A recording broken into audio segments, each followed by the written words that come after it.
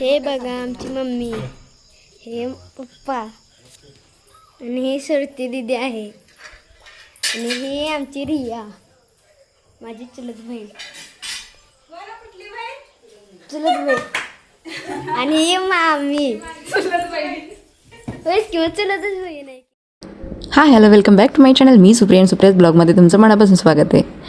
तर हा सगळा प्रकार चालू आहे तो म्हणजे माझा तर गॅस 8 दिवसापूर्वी संपला होता आणि आता शामलचाही सिलेंडर टाकी संपलेली आहे. त्यामुळे तिकडे स्वयंपाक करायला आली होती. म्हटली चुलीवरती स्वयंपाक करूया. घर बांधताना थोडी जागा ठेवली शिल्लक म्हणून बरं झालं, नाहीतर काय अवघड झालं असतं. कारण जरा ओपन ठेवल्यामुळे आता मला हे बरं झालं की थोडीशी चूल घातली आणि अडचणीच्या वेळेला स्वयंपाक केला तर चालतोय. तर ह्या वर्षी अजून पाऊस आलेला नाही म्हणून तर ही नाटकं आमची चालली आहेत की बाबा चुलीवरती स्वयंपाक. आत्ता टाकी नाही आहे, चुलीवरती स्वयंपाक चालतो आहे. पण पाऊस पडल्यानंतर माझं पण अवघड होणार आहे की बाबा स्वयंपाक बनवायचा कुठं. नवीन घर बांधणाऱ्यांना कोण बांधणारा असेल तर त्यांनी खरंच सांगतो की चुलीसाठी खरंच जागा ठेवा. कारण मी म्हटलं की माझं घर बांधताना काय गरज आहे चूल बांधायची, कारण चुलीसाठी जागेची काय आवश्यकता नाही आहे, कारण सिलेंडर आपल्याकडे भरपूर आहे. पण आत्ता हे अचानक असं उद्भवेल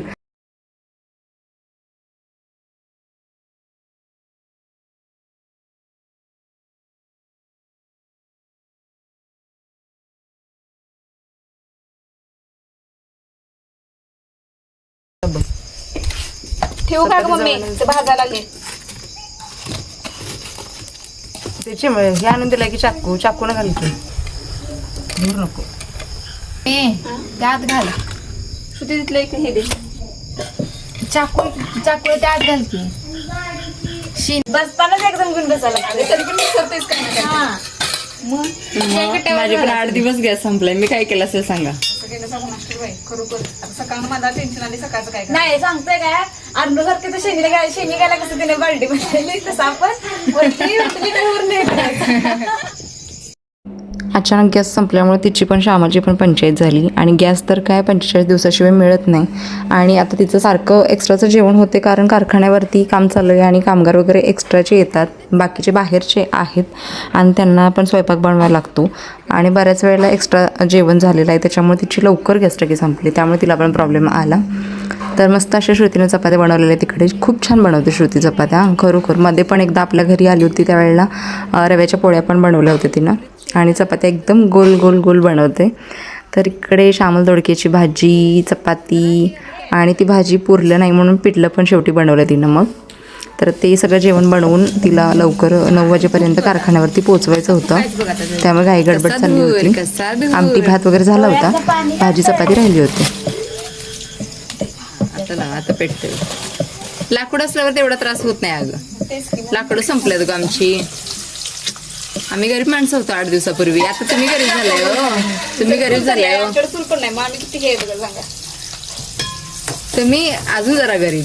आम्ही थोडं गरीब, तुम्ही जरा अजून जरा गरीब. गॅस टाकी मिळणार. चपाती टाकतेस.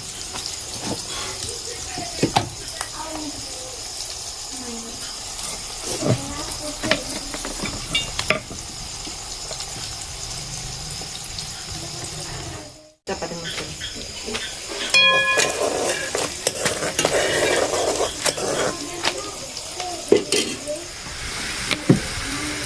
9 वाजले.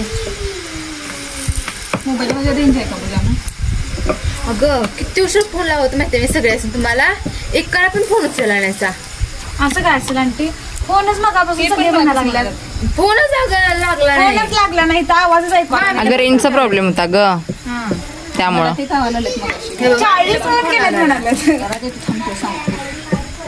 खावत्यात बाई तुमचं हे. बाई सांगणार मी आता. मामीला फोन लावला, पप्पाच फोन लावला, ह्या फोनवर पण फोन लावलेला मी. एक पण उचलला. कोणाचा स्वयंपाक एवढा चाललाय? हे आले सेंट्रीवाले आले पीसीजी करायला. मग थोडी त्यातली थोडा राहिलाय करायचा म्हटल्यावर थोडी त्यातली थांबणार आहे, थोडी जाणार आहे. त्यामुळे संध्या वेळ होणार आहे म्हटलं त्यांचं जेवण करायचं. कसं वाटतंय मग चुलीवर? मस्त. आता जेवण स्पेशल आवडणार ते घेऊन यायचं जा. आणि कढई घेऊन यायची.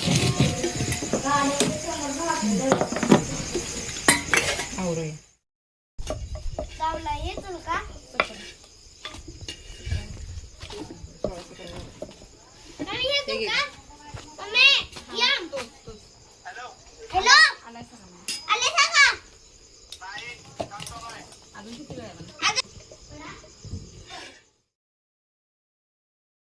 तर इकडे राहुलला फोन लावला होता आणि तो बोलला होता की अजून यायला थोडा वेळ आहे. त्यामुळे आम्ही जरा आता स्लोमध्ये घेतलं होतं जेवण बनवायला आणि तोपर्यंत यांची मजा मस्ती चालू होती इकडे.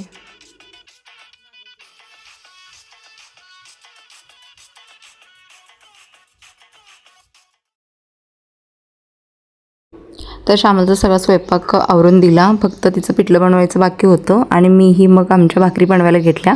चपाती आम्हाला नको होती त्यामुळे मग भाकरी बनवण्यासाठी मी त्याच तव्यावरती भाकरी करायला लागले चपातीचा तवा तेलकट असल्यामुळे भाकरी थोडीशी चपातीसारखी पहिली झाली, त्याच्यानंतरच्या आले व्यवस्थित.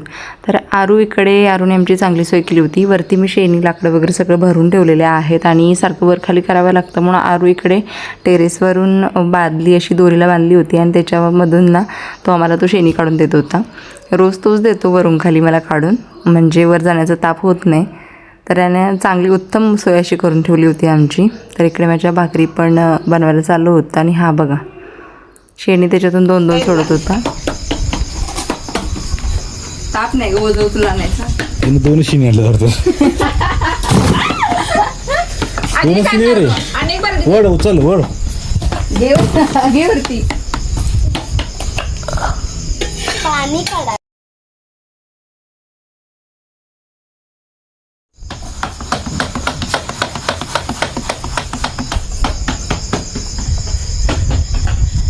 इकडे बाडे का ठेवले तिथं?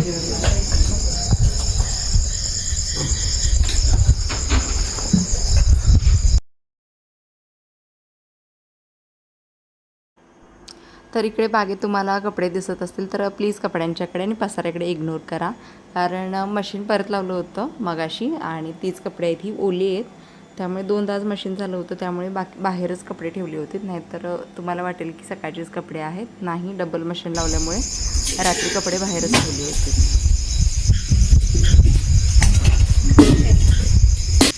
मी त्यांच्या मागं लागले चिमटा भाजते हात किती वेळा भाजून घेतला लोखंड.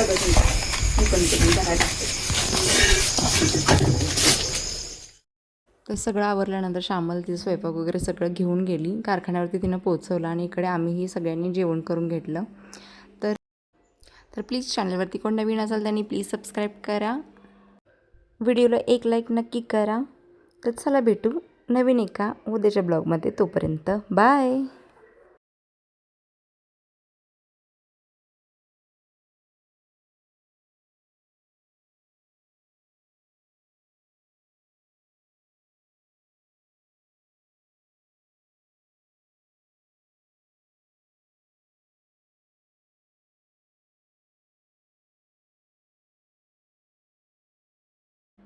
लाईक करा.